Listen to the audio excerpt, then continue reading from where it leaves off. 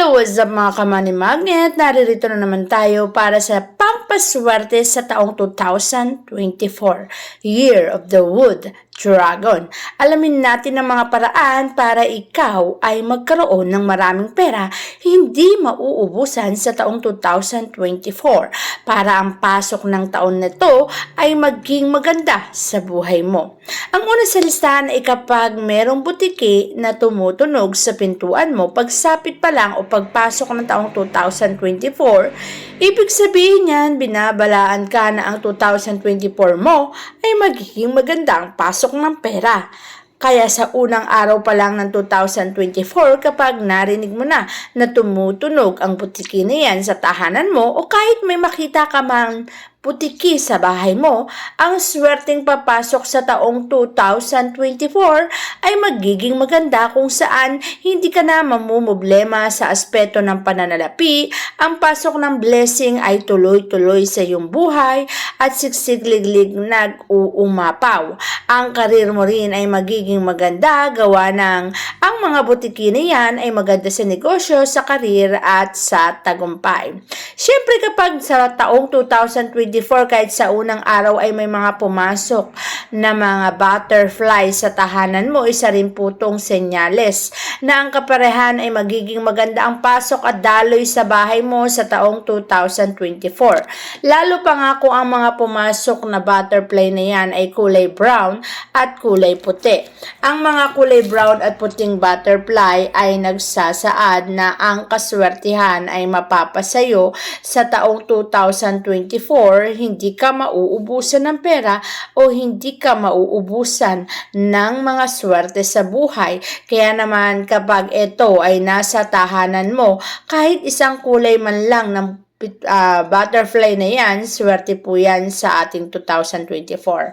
At kapag naman ang tahanan mo ay nasisinagan ng araw, pag sinag ng araw sa harapan ng iyong tahanan, lalo na sa main door, ay isang aspeto na masasabi nating nagpapasok ng maraming kaperahan sapagkat ang isang tahanan na nasisinagan ng araw o nasisinagan ng araw, pagbukas mo pa lang ng mga bintana at pintuan, pumapasok na ang mga malakas na enerhiya.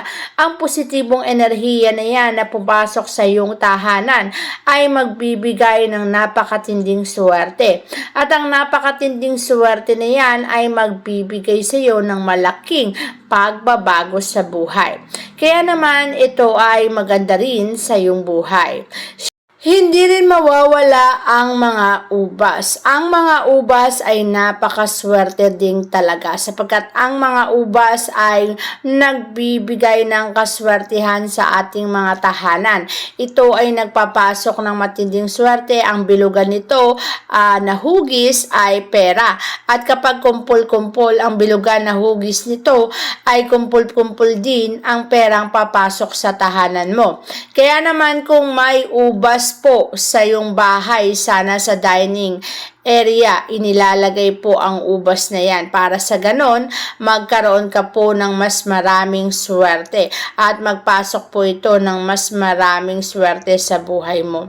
Ang mga ubas sa dining area ay magbibigay ng siksik-liglig at nag-uumapaw na swerte.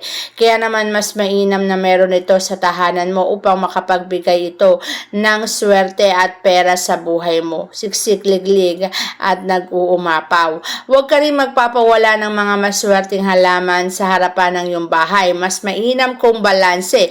Magkabila ang pintuan ay meron pong swerteng halaman. Ang swerteng halaman na pwede nating ilagay sa taong 2024 sa harapan ng ating mga bahay ay pwede po kayong maglagay ng snake plant, money tree, shade plant, o kaya naman ang mga fortune plant. Ang mga halaman na yan, kapag nasa harapan ng bahay mo at balanse mo inilagay magkabilaan, ito po ay magpapasok ng sigsigligligan ng uumapaw na swerte sa buhay mo. Nag-a-attract po kasi ito ng positive chi. Ang pagdaloy ng positive chi sa tahanan natin ay magbibigay ng success sa negosyo, success sa trabaho, at malaking oportunidad kung saan magbibigay sa iyo ng maraming pera. At kapag ito po ay pumasok sa bahay at sa tahanan mo, tiyak po ang pasok ng swerte sa buhay mo. Kaya naman kapag may maswerteng halaman, syempre swerte rin ikaw sa buhay mo. Huwag ka rin magpapawala ng dahon ng laurel.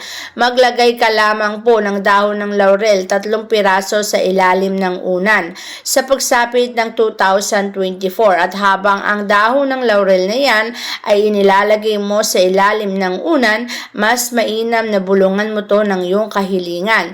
Kapag ang dahon ng laurel ay nabulungan mo po ng iyong kahilingan, ang kahilingan na ibinulong mo dyan ay magaganap sa iyong buhay sa taong 2024.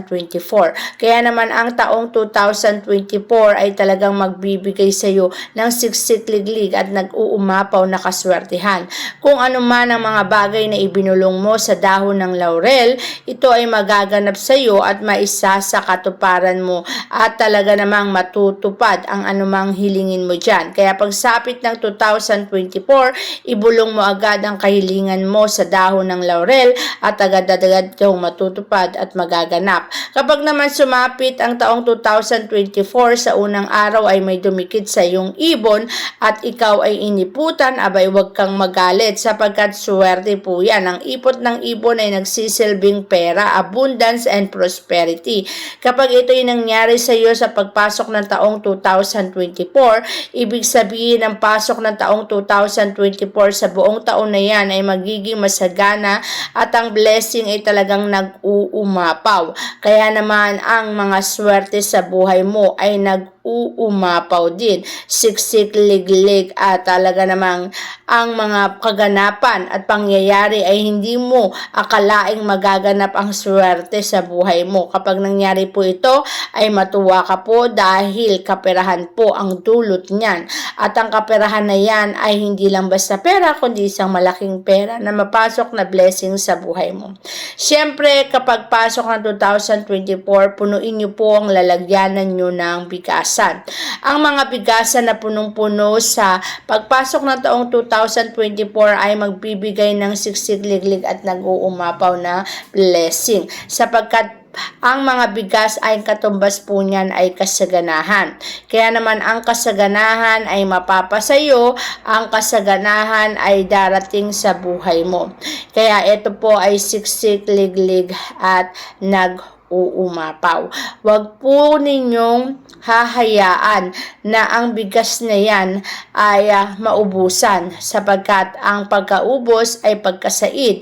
Ngunit kapag punong-puno ang bigasan nyo, lalo na sa taong 2024, punong-puno rin po ang blessing na papasok sa buhay mo. At ito'y talaga namang magbibigay sa iyo ng pagbabago, siksik, liglig at nag-uumapaw.